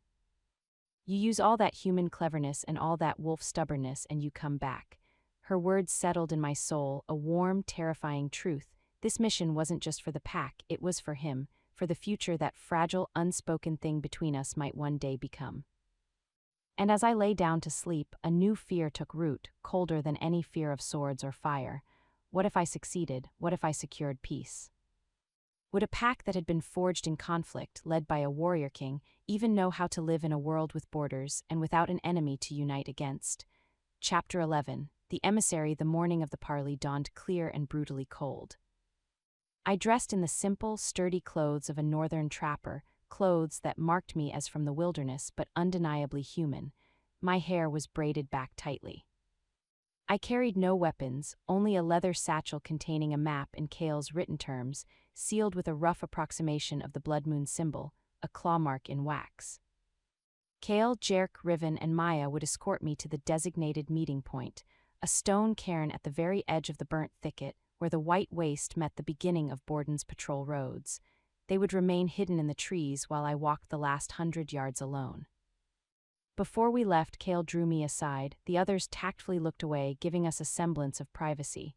Remember, he said, his voice low and intense, you do not plead, you do not bargain from weakness, you state the facts of the world as they are. You are the voice of Blood Moon, my voice. His golden eyes held mine, and in their depths I saw not just the Alpha's command but a man's desperate hope. Every word you speak I will hear in my mind. Every breath you take I will feel in my own chest. Come back to us, Alara. He didn't touch me, but the words were an embrace more intimate than any he could have given. I nodded, my throat too tight for speech. The journey to the cairn was made in silence. The sight of the charred, still smoking forest was a raw wound. It fueled my resolve. This was what we were fighting against, not for conquest but for survival. At the edge of the trees, Kale stopped. He gave me one last, long look, a look that held a universe of unspoken things, and then nodded. Go. I stepped out of the tree line and into the open. The cairn stood ahead, a lonely pile of stones against the vast white. And waiting beside it were 5 men on horseback. At their center was Lord Borden himself. He was older than I'd imagined, with a lean, weathered face and eyes the color of flint. He wore a fur-trimmed cloak, but the well-made sword at his hip was the true mark of his station. He watched me approach with cold, calculating curiosity. His men had their hands on their weapons. I stopped a respectful distance away, my heart hammering so loudly I was sure they could hear it. I forced my chin up. Lord Borden, I am Alara, emissary of the Blood Moon Pack. I come under flag of parley to speak for my Alpha, Kale. His eyebrow twitched, the only sign of surprise. A wolf sends a girl to do its talking? How quaint. This girl walked into your outpost and learned your plans, I said, keeping my voice even. This girl helped turn your ambush into your retreat. My Alpha sends me because I understand your world and because I can make you understand his. A flicker of anger crossed his face, quickly masked. He gestured dismissively. Speak your piece then, before I lose patience. I opened the satchel and unrolled the map, holding it up. I pointed to the mountain range. This is Blood Moon territory. It has been for generations. You wish to claim it for pasture and field. My alpha proposes a border. My finger drew a line along the natural ridge of the Blackridge Peaks. The mountains remain ours. The valleys to the south are yours. This line is to be respected by both sides. No traps, no poison, no incursions. Borden let out a short, derisive laugh. You expect me to negotiate with animals, to give up land I have a writ from the king to settle. Your alpha is a beast hiding in caves. I will burn him out. It is only a matter of time and timber. The fear was there, icy in my veins, but beneath it rose a steady, solid fury. Is it? I asked, letting the map roll closed. How many men did you lose in your last burning? 12, 24. How much did their armor and weapons cost? How much will it cost to replace them, to feed an army through a mountain winter to fight an enemy that knows every rock and stream? I took a step forward and his guards tensed. You are not fighting mindless beasts, my lord. You are fighting a people who will not be moved. For every tree you burn, we will know. For every man you send, we will be waiting.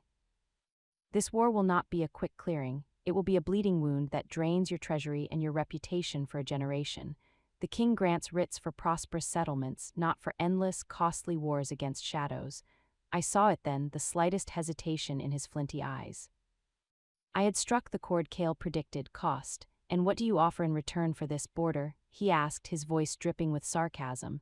Your word as a beast worshipper. We offer you peace on your northern frontier, I said, pressing the advantage. Safe passage for your trappers and surveyors up to the agreed line, an end to the raids on your outlying farms, raids that only began when you started laying poison in our streams. I met his gaze squarely. We offer you the chance to be the lord who secured a stable border, not the one who wasted his fortune fighting a war he could not win against an enemy he could not see. Silence stretched between us, broken only by the sigh of the wind over the scorched earth. Borden studied me, his mind working behind his cold eyes. I could see the calculation, the pride of conquest versus the pragmatism of rule. You're alpha, he said slowly. This Cale. He would bind himself to this, his word is the law of the mountains, I said with absolute conviction. It is stronger than any parchment. And if I accept, Borden said, a cunning glint entering his eye, I would require a sign of good faith. A guarantee. My stomach tightened. What guarantee? You, he said simply. You will remain in my custody at the southern keep, a guest, to ensure the good behavior of your pack. If they violate the border, you will answer for it. The air left my lungs. It was a trap within a trap. He would have a hostage, a lever against Cale. From the tree line, I knew Cale would be hearing this.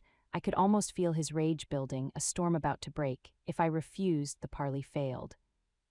If I accepted, I walked into a gilded cage and gave Borden the ultimate weapon. I thought of the wounded in the cave, of Maya's laughter, of Cale's hand brushing my hair, of a future with a border and peace. I lifted my chin, my voice clear and cold as the mountain air. No, Borden's face darkened. No, I am the emissary, not the bargaining chip, I said. The guarantee is mutual destruction. You hold our land, we bleed your kingdom. That is the only guarantee either of us needs. Take the border, my lord, take the peace, or take a war that will ruin you. The choice is yours, but you do not take me. I held out the sealed scroll of terms. For a long, terrifying moment, I thought he would order his men to cut me down. His hand twitched toward his sword, then with a contemptuous flick of his wrist, he gestured to one of his men. The soldier dismounted, snatched the scroll from my hand and brought it to his lord. Borden broke the seal, his eyes scanning the short, stark terms. He looked from the parchment to the burnt forest to my unwavering stance. The cost-benefit analysis of a lord played out on his hard face. He rolled the scroll back up. I will consider it, he said, his voice gruff. You will have my answer in 3 days' time at this same cairn. Come alone. He turned his horse abruptly. And girl, if this is a trick, your mountains will run with more than wolf blood.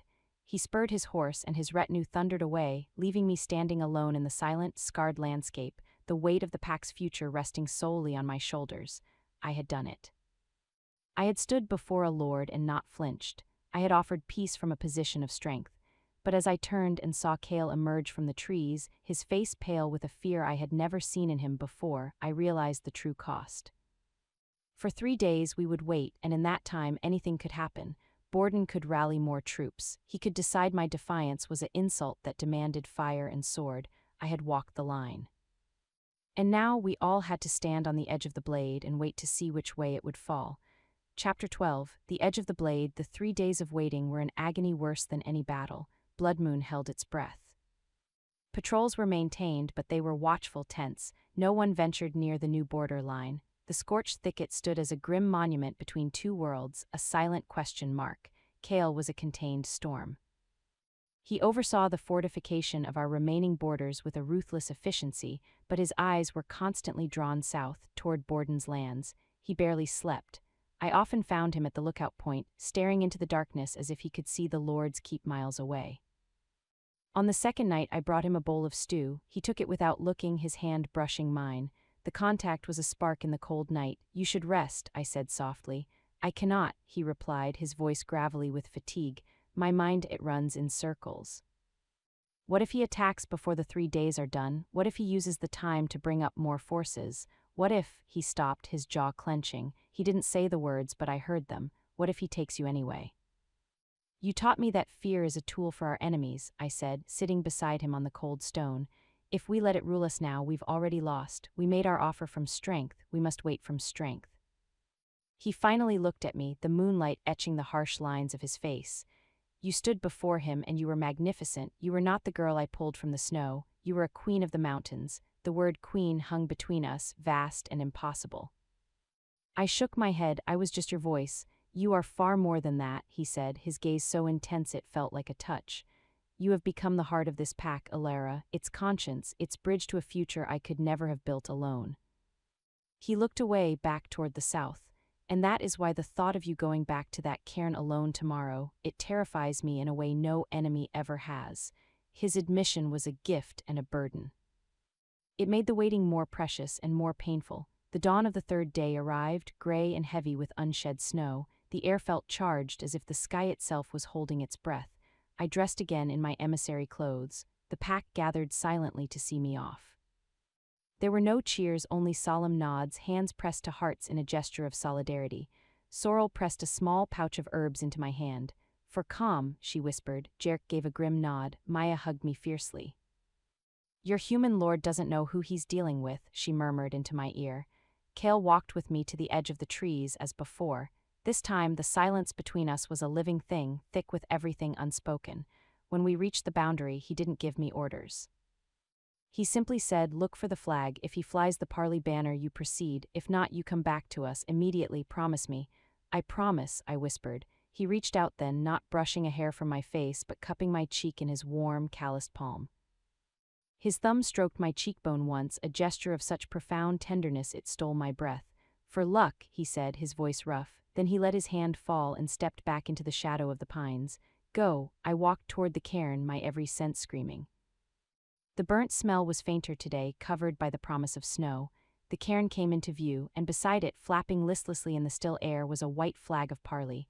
Relief, sharp and sudden, flooded me, but it was short-lived. Lord Borden was there, again with 5 guards.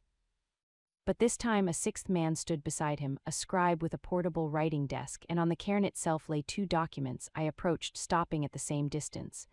"Lord Borden, Ilara of Bloodmoon," he said, his tone flat, unreadable. He gestured to the documents. "I have considered your proposal. What my scribe has written here is a treaty of borders. It defines the line at the Blackridge Peaks. It forbids incursion by either side. It allows for regulated trade and passage in the foothills."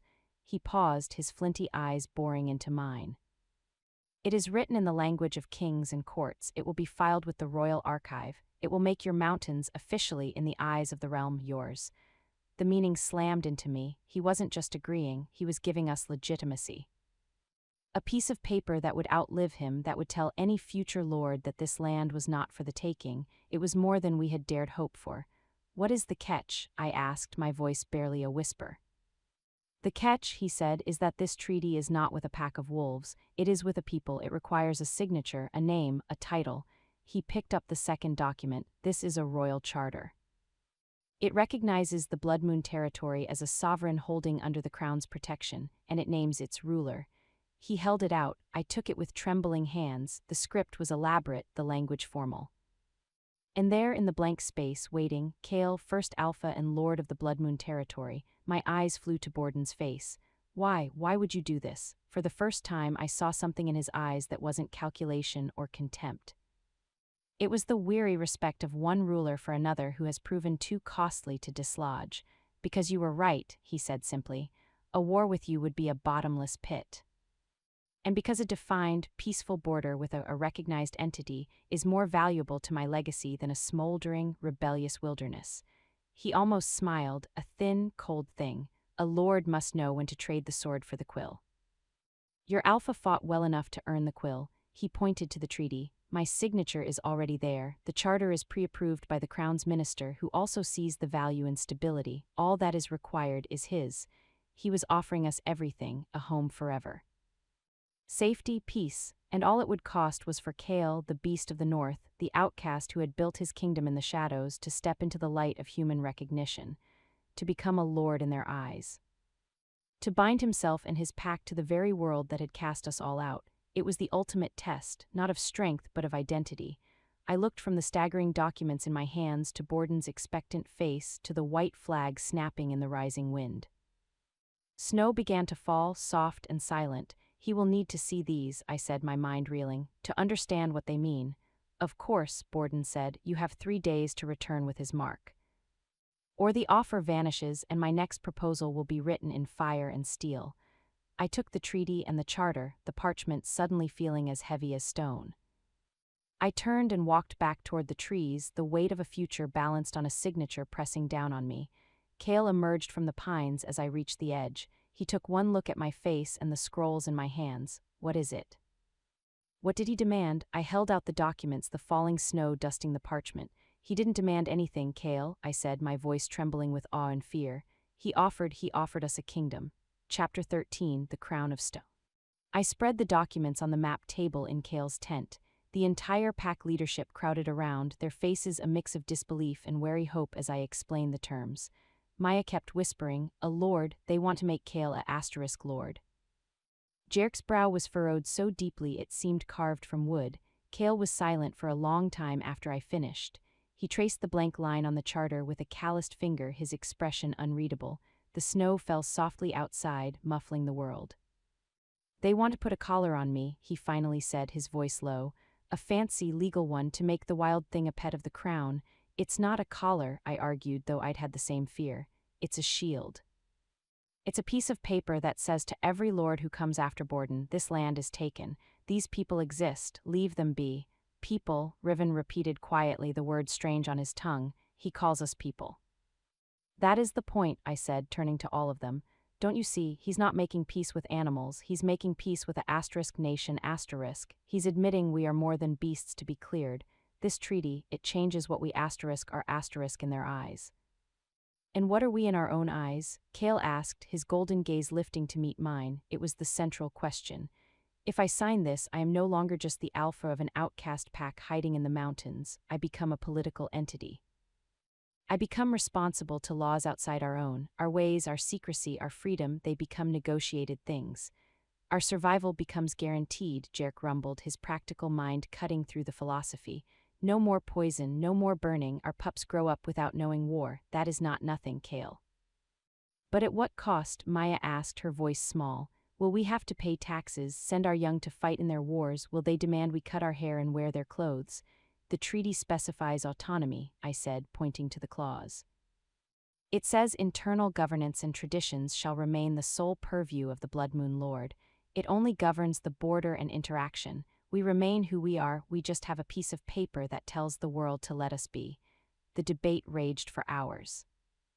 Voices rose and fell, fear of betrayal, longing for peace, pride in our independence, terror of more fire.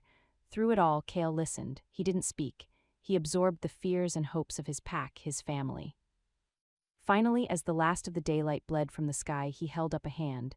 Silence fell. He looked at each of them, Jerk his rock, Riven his shadow, Maya his spirit, Sorrel his heart, and finally at me his bridge. All my life, he began, his voice thick with emotion, I have been defined by what I was not small enough to be acceptable, not human enough to be safe. I built this pack from others who were not. We found strength in being other. He placed his palm flat on the charter. This asks me to define what we * are, to put a name to it, to stand in the light and say, this is Blood Moon, we are here. He paused, his gaze sweeping his people. Is that what we want? Not just to survive in the shadows, but to exist in the sun, to be known. The silence this time was thoughtful, heavy. Sorrel spoke first, her gentle voice firm. My old pack cast me out for a mistake. They refused to see me. This is being seen. It is a fearful thing to be seen, but it is also how healing begins. One by one they nodded, Jerk, Riven, Maya with tears in her bright eyes. Kale's gaze returned to me. You brought this to us, you see both worlds. What does your heart say? My heart was a wild, pounding thing. My heart says that my father's people once cast me out for what I am, and my mother's people cast me out for what I am not. I took a step toward him, toward them all. But you looked at what I was and what I was not, and you saw me. You gave me a name, a place, a home. I looked at the parchment. This is a chance to give that same gift to every wolf who comes after us. A name that the world cannot ignore, a home that the world cannot burn. It is not a cage, Kale, it is a foundation. He stared at me, and in his eyes I saw the decision crystallize, not as a surrender but as a claiming. A final, defiant act of creation. Then we build, he said, his voice ringing with a new certainty, not just a pack in the woods but a legacy on the mountain. He picked up the quill the scribe had left. He didn't hesitate. With a hand steady as the bedrock beneath us, he signed his name, a strong, clear mark on the line that made him Kale, first alpha and lord of the Blood Moon territory. A collective exhale filled the tent. It was done. The next morning I returned to the cairn alone, the signed documents in my satchel. Borden was there as before. Without a word I handed him the charter. He examined the signature, nodded once, and handed it to his scribe. Then he signed the duplicate copy of the treaty and handed it to me. It is filed, the border is law, your mountains are your own. He looked at me and there was a grudging respect in his flinty eyes. Tell your lord that he plays a dangerous game, stepping onto the board of kings. He is not playing a game, I said, holding the treaty to my chest. He is protecting what is his. Thank you, Lord Borden, for choosing the wiser path. I turned and walked away, not looking back. I carried the weight of our future, now inked on official parchment, and it felt lighter than air. When I reached the trees and Kale emerged, I didn't speak. I simply held out the treaty. He took it, his fingers brushing mine. He didn't look at the document, he looked at me. The silent question hung between us, what have we done? And then from the direction of the camp, a sound began. It started low, a single voice, then another joined, and another. It wasn't a howl of war or a cry of alarm, it was a song. A rising, harmonious chorus of wolf voices lifted in a complex, beautiful melody I had never heard before, a song of home, of belonging, of a future secured. The pack was singing, for their alpha. For their land, for their new, impossible place in the world. Kale's stern face softened. He listened, his eyes closed for a moment, absorbing the sound of his people's faith. Then he opened his eyes, looked at the treaty in his hands, and finally at me. A true, full, unguarded smile transformed his face. It was like the sun breaking through a lifelong storm.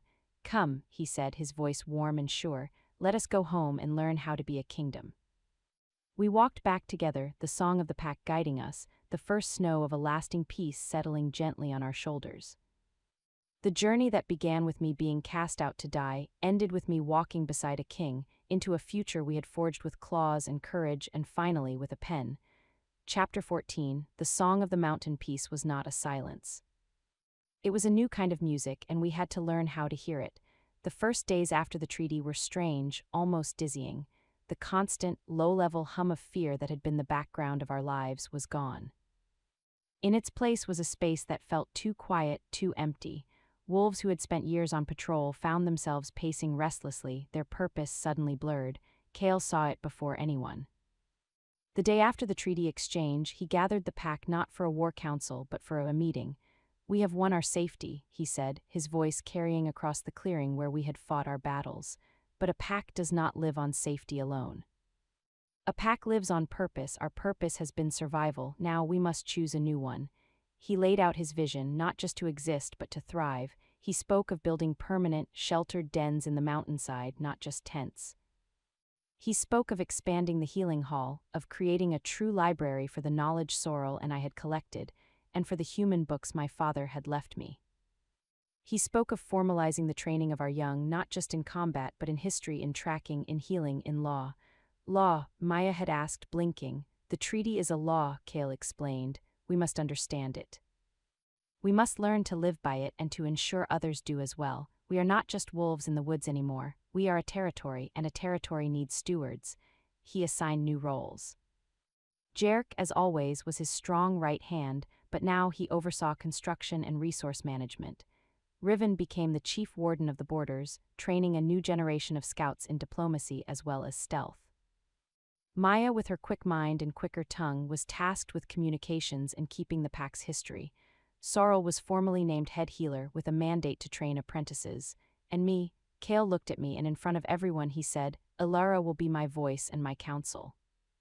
She understands the world beyond our mountains. She will help me lead us into this new age. It was a title, a responsibility that filled me with both pride and terror. I was no longer just the half-breed healer. I was a leader of Bloodmoon. The work began. The sound of axes biting into timber for the new dens replaced the sound of swords on shields. The smell of sawdust and fresh mortar filled the air. It was hard, physical labor, but it was creation, not destruction. A different kind of exhaustion, followed by a deep, satisfying sleep. One evening, as I helped sort my father's old books for the new library, tomes on stars, plants, and even simple human engineering, Kale found me. He looked tired, but it was a good tired. The stern lines of his face had softened. Does it feel real yet? He asked, leaning against the doorway of the storage tent. I shook my head. Sometimes I wake up and listen for the drums, or I smell the air for smoke. It feels like a dream I'm waiting to end. It is not a dream, he said, stepping inside. He picked up a book, handling the fragile pages with a surprising gentleness. It is the future we built, but it requires a different kind of strength, the strength to be still, to plan for seasons, not just for the next attack. I miss the certainty of the fight, I admitted softly. So do I, he said, his voice a low rumble, but I do not miss the cost. He set the book down and turned to me fully. The space in the tent was small, intimate. There is another purpose I wish to discuss, one that is not for the pack but for me. My breath caught. What purpose? For too long my heart has had only one room, the pack, he said, his golden eyes holding mine with an intensity that made my knees weak. It has been enough, more than enough, but now there is space for more. Now I find myself wanting to build something else, something just for a man and the woman who stood beside him and changed his world. The air vanished from the tent. This was it. The unspoken thing that had grown between us through fear and fire, now stepping into the peace we had made. Kale, my voice failed me. He took a step closer but did not touch me. He was giving me space, a choice. You do not have to answer now. You do not have to answer ever. My regard for you does not depend on it. You are my voice, my counsel, my friend. That will never change. He took a deep breath. But you should know that this scarred, solitary beast you found in the mountains, his heart is yours. It has been since he pulled a frozen, stubborn girl from the snow and saw a fire in her eyes that matched his own. Tears blurred my vision. Not tears of sadness, but of a profound, overwhelming relief. The last wall between us, the fear of what this could mean for the pack, for our roles, crumbled. The treaty had given us a world where such a thing was possible. I didn't speak. Words felt too small. I simply closed the distance between us and took his hand. I laced my fingers with his, feeling the rough scars, the immense strength held in careful check. That was my answer. His hand tightened around mine, and the smile that spread across his face was the most beautiful thing I had ever seen, a sunrise after the longest night. We didn't kiss, we didn't embrace. We stood there in the quiet tent, surrounded by the dust of old books and the promise of a new world, hands clasped, understanding passing between us in the silence. It was a promise, a beginning. News, of course, traveled through a pack faster than wildfire. By the next morning, the knowing looks, the subtle smiles from Maya and Sorrel told me everyone understood, but there was no fanfare, no disruption. It felt right, like the final piece of our new foundation settling into place. Weeks turned into a month. The first of the new mountain dens was completed, a sturdy structure of timber and stone built into the cliff face, with a wide porch that looked over the valley. It was meant to be a communal hall, but the pack, in a silent, unanimous decision, insisted Kale and I make it our own, the Alpha's den, a home for their leaders. The night we moved in, the pack gathered outside. They didn't howl. They sang again that same harmonious, complex song from the forest, lifting it into the starry sky. It was a blessing, a welcome home in a way we had never truly had. Later, standing on that porch, looking out at the territory that was now legally, irrevocably ours, Kale stood beside me. His arm brushed mine. "Are you afraid?" he asked quietly. "Terrified," I whispered, leaning slightly into his solid warmth, "and more happy than I ever thought possible." He nodded, understanding perfectly. Then we are exactly where we should be. Below us in the valley, the lights of the pack's tents and new buildings twinkled like fallen stars. The border was quiet. The future was a blank page, not a battlefield. But as I stood there, safe in the heart of the kingdom we had built, a cold, familiar dread whispered at the very edge of my senses.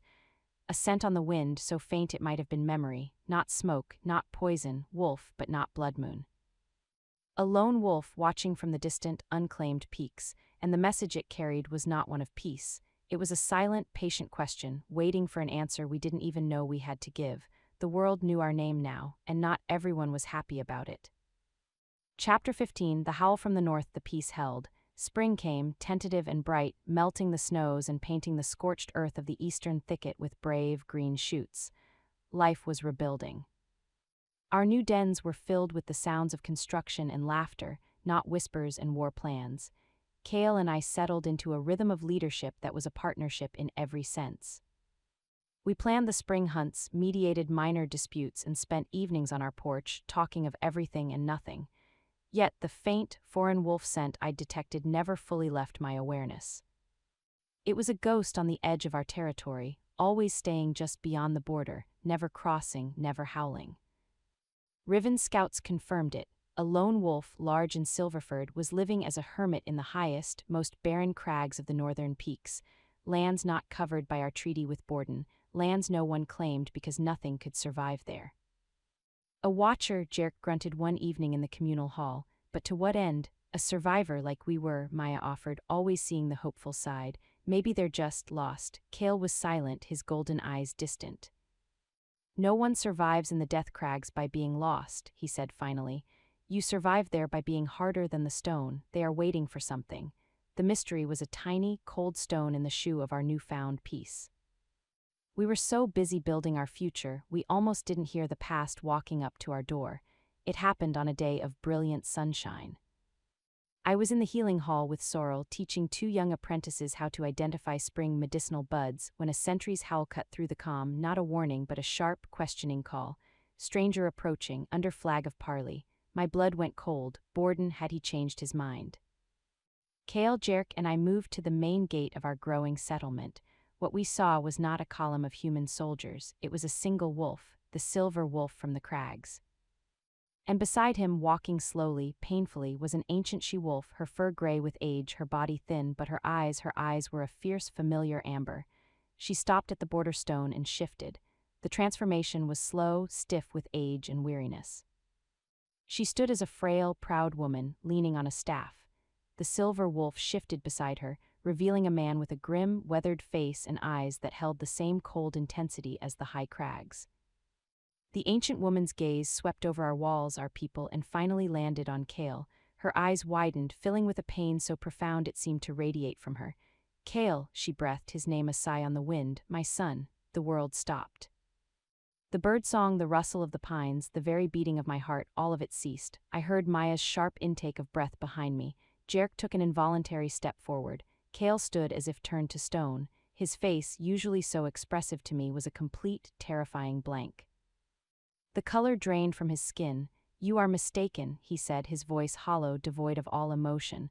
"My mother is dead." The old woman flinched as if struck. "They told you that," she whispered, her voice cracking. "Your father, after you left, he told the pack I died of a broken heart. It was cleaner for him, but I could not follow you into the winter. I was too weak. I fled north instead. I have lived waiting." The silver man, her companion, spoke, his voice like grinding rocks. "She is Adara, former alpha female of the Stormfang pack. Your mother, she speaks truth." Stormfang. The name was a legend from the distant north, a pack said to have been destroyed in an avalanche decades ago. Kale had never spoken its name. Kale took a single, staggering step back, the foundation of his entire life, the story of being an unwanted runt, abandoned, destined for solitude, was crumbling before him. His mother hadn't died of shame. She had lived, and she had left him. "You fled," Kale repeated, the words ashes in his mouth. "You left me to face him alone." "I was broken, Kale." Adara's cry was raw with decades of grief. "Your father's cruelty, his fear of you, it shattered me. I thought you were stronger than I was." I thought you would survive where I would not. It was the greatest failure of my life. Tears cut clean tracks through the dust on her withered cheeks. I have spent every day since watching from the high places, hearing whispers of a black wolf in the south who built a pack of outcasts. A king of the broken, I dared to hope. She looked past him then, at our settlement, at our people watching in stunned silence. Her eyes landed on me standing beside Kale, and a strange, soft recognition dawned in them. "And you found your own family," she murmured. "You built what he tried to destroy." The silence that followed was absolute, heavier than any mountain. Kale was trembling, a fine, almost invisible shake that spoke of a world breaking apart inside him. This was a wound no treaty could heal, no battle could win. Finally he spoke, his voice a ragged tear in the quiet. "Why come now, after all these years?" To reopen a scar that has long since calloused over. Adara straightened her spine with immense effort. The alpha female she once was shining through her fragility. "Because the storm that destroyed Stormfang was no avalanche," she said, her voice gaining strength. "It was your father. His paranoia, his hunger for a pure pack, his alliances with dark things. He shattered us from within, and the wolf he allied with, he still lives. He is an alpha from beyond the northern ice, a wolf who craves conquest. He knows of the treaty with the humans. He sees a stable, recognized territory not as a shield but as a prize. He is coming, Kale, he is coming for the kingdom you built." The new threat landed among us, colder and more personal than Borden's armies had ever been. This wasn't about land or resources. This was about legacy, about a father's sins reaching from the grave to claim the son's creation. Kale looked from his mother's grief-stricken face to the grim messenger, to his pack, to me. I saw the war in his eyes, the abandoned son warring with the alpha who had to protect his home. He closed his eyes for a long moment. When he opened them, the blankness was gone, replaced by a weary, steely resolve. The king had returned. "Jerk," he said, his voice once again the voice of command, "see that our guests are given food and shelter in the guest den, under guard." He then turned and walked away, not toward the alpha's den, but toward the highest lookout point. He needed to think. To process this earthquake, I made to follow him, but Sorrel's hand on my arm stopped me. Her eyes were kind but firm. "Give him this moment alone with his ghosts, Alara. Some battles must be fought within." I watched him go, my heart aching for his pain. The peace we had fought so hard for was over. A new storm was brewing, born of old blood and older hatreds. But as I looked at the weary, repentant figure of Adara being led away, and then at the strong, silent walls of the home we had built, I knew one thing with absolute certainty. We were not the helpless outcasts of the past. We were Bloodmoon. We had a treaty, a territory, and each other. We had faced fire and steel and won. Let the storm from the north come. Let them try to take what we had built. They would find that the beast of the mountains was now a king with a queen by his side, and a pack that would defend its future to the last breath. Kale stood on the cliff's edge, a silhouette against the vast sky. I knew he would return. He would gather the pieces of his shattered past, and he would use them to fortify our future. Together, we would face this last, oldest enemy. And together we would finish building our kingdom, not just of stone and treaty, but of a family, however broken, however mended, that no shadow from the past could ever tear apart. Like, subscribe, and comment for part 2.